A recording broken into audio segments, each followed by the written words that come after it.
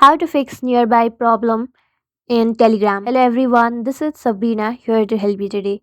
So without any further ado, let's get right into the video. So first, launch your Play Store and then open Telegram. Now make sure you have the latest version of Telegram.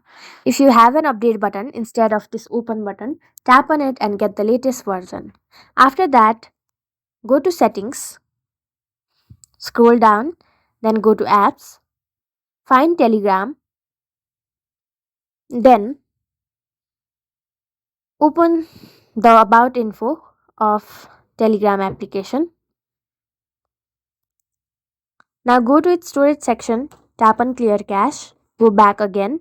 Now go to permissions and make sure all the permissions are uh, allowed, especially this location one. Make sure it is allowed all the time, and now you will be able to share your location with people nearby. So that's it. Thank you for watching this video. Make sure to like, share and subscribe to our YouTube channel. If you got any questions, comment them down and I'll catch you in the next one.